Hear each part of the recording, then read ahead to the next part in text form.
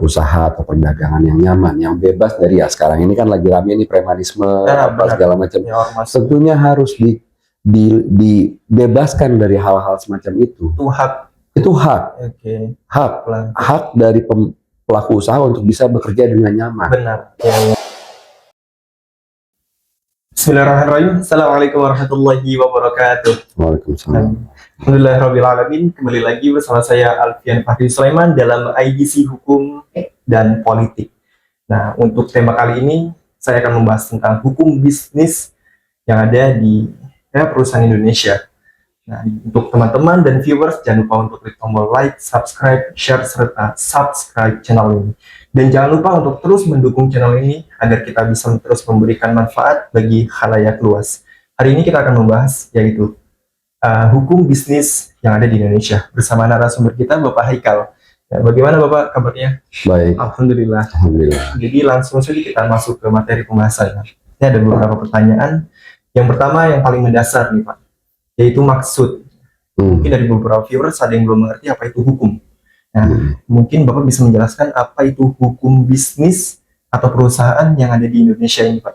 Oke. Ya. Baik. Hukum itu hukum bisnis ya. Jadi kalau kita bicara hukum bisnis itu, jadi kita harus tahu dulu itu terdiri dari dua kata, hukum dan bisnis. Sekarang apa itu hukum?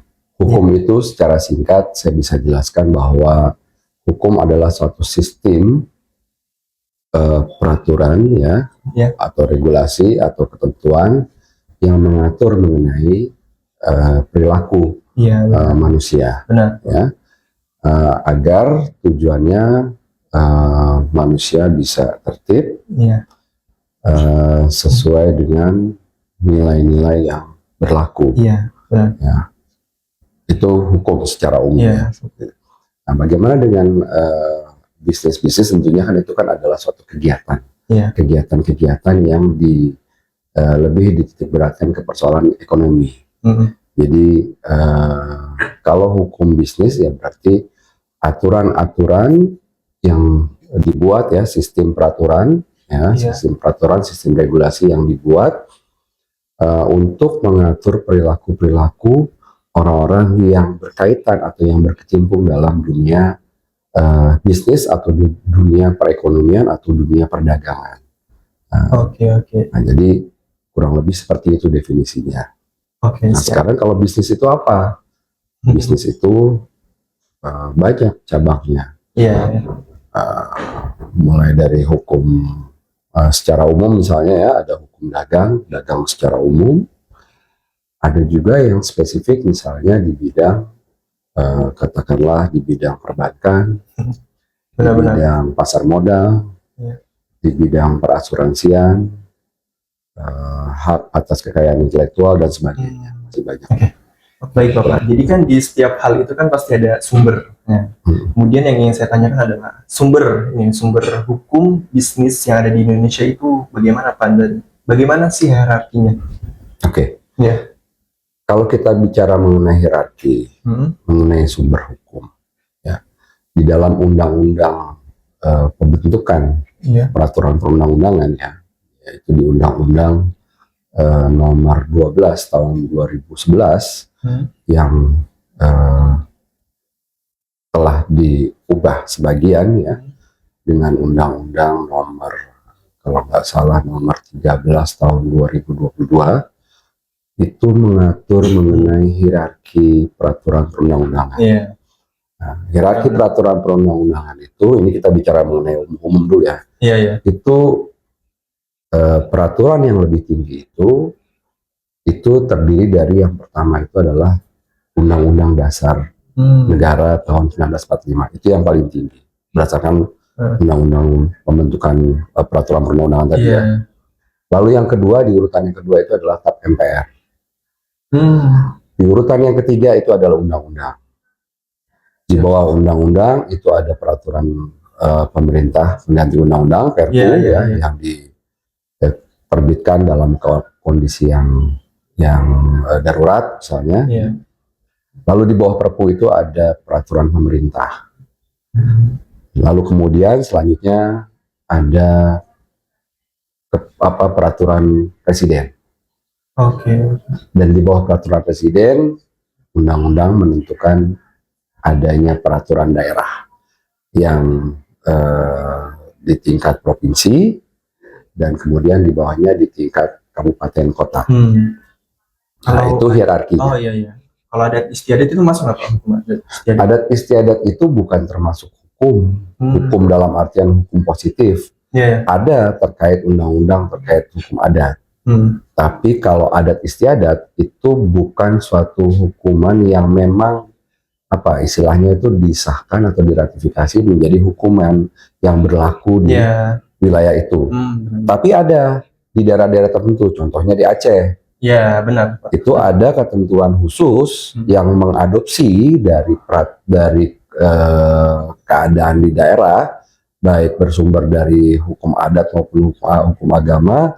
Itu kemudian dijadikan sebagai hukum positif. Hukum positif itu artinya hukum yang berlaku, yang mempunyai kekuatan mengikat dan mempunyai daya paksa.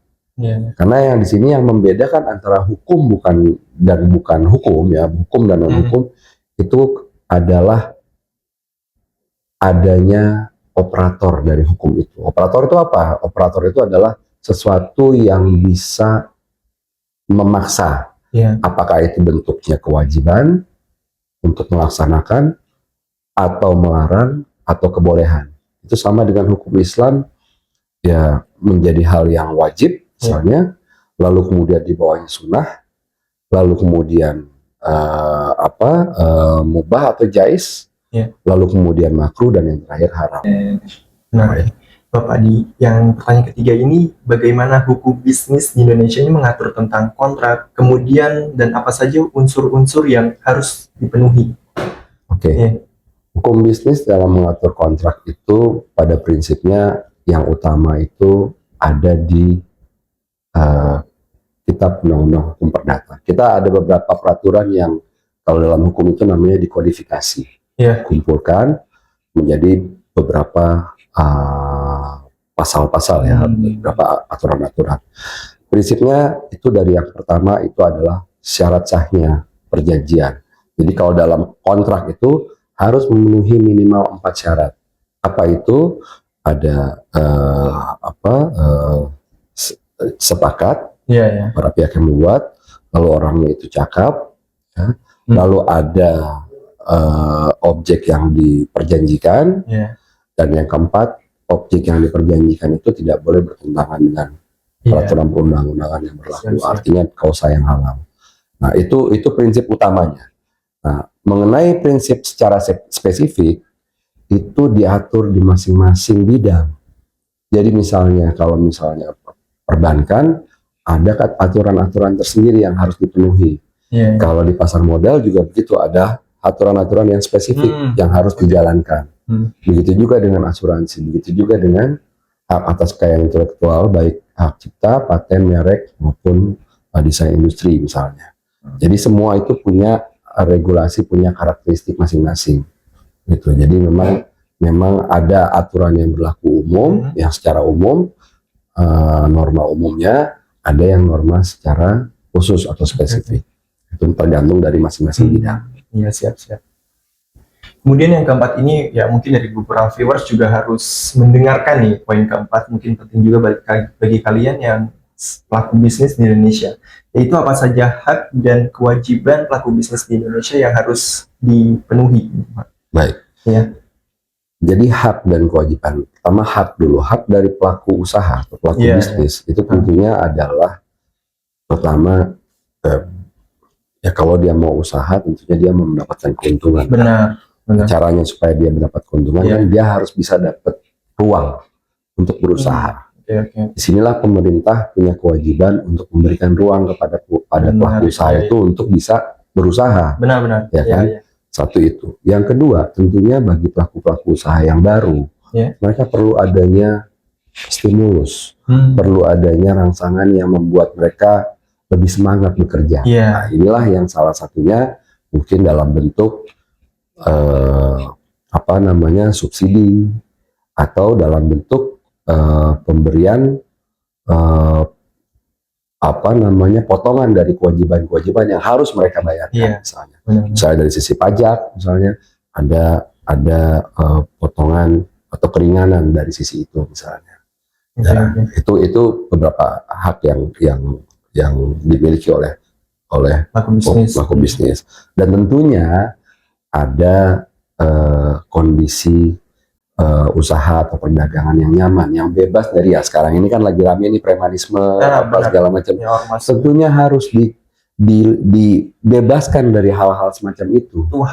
Itu hak. Hak dari pelaku usaha untuk bisa bekerja dengan nyaman. Supaya hasil yang dibuat itu didapat produktif.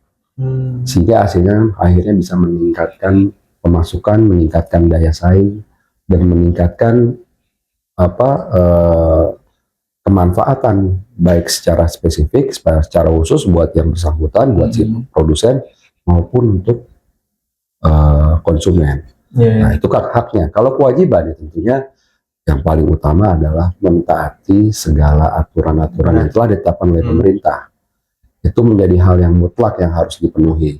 Gitu kan, terlepas dari ada pengecualian dalam regulasi itu, tapi hal yang menjadi kewajiban itu harus dipenuhi. Nah, itu dari sisi kewajiban. Tentunya apalagi ya melaksanakan atau membuat suatu produk yang baik, yang benar, yang bisa dimanfaatkan, dipakai oleh konsumen. Ada prinsip fairness di situ. Berarti kalau pelaku usaha ini ingin mendapatkan hak yang setimpal, apakah mereka harus memenuhi tanggung jawab atau kewajiban dan unsur-unsur yang harus dipenuhi jika ingin mendapatkan hak itu, kenyamanan salah satunya? Artinya begini, ini kan kita bicara mengenai hak dan kewajiban. Sebenarnya kalau dari sisi hukum itu saya punya pendapat ya, bahwa itu bukan merupakan hak, balancing antara hak dan kewajiban. Ini suatu hal yang sendiri, walaupun akhirnya itu terkait.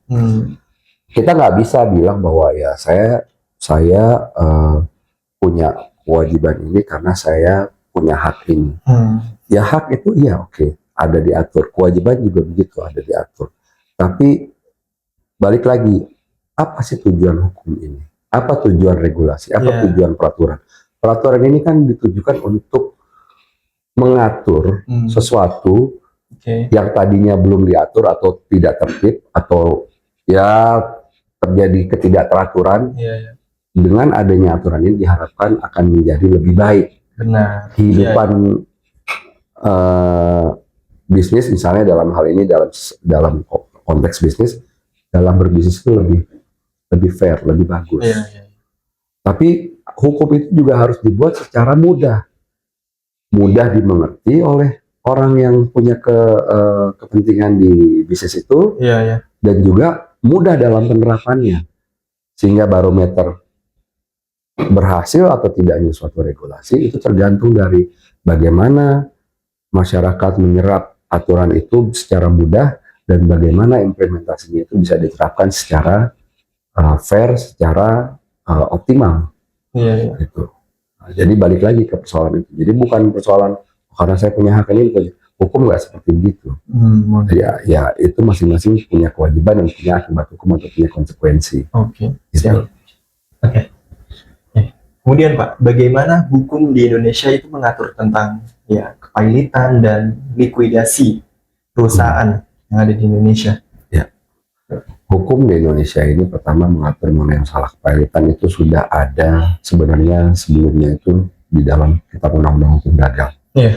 Tapi semenjak zaman reformasi ada desakan-desakan untuk membuat peraturan-peraturan baru. Salah satunya undang-undang kepailitan tahun 98 waktu itu.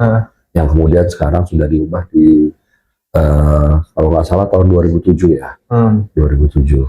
Nah, itu terkait dengan undang-undang kepailitan. Di kepailitan itu memang diatur terkait dengan masalah bagaimana perusahaan itu bisa dinyatakan pailit. Yang syaratnya sangat sederhana, misalnya hanya memerlukan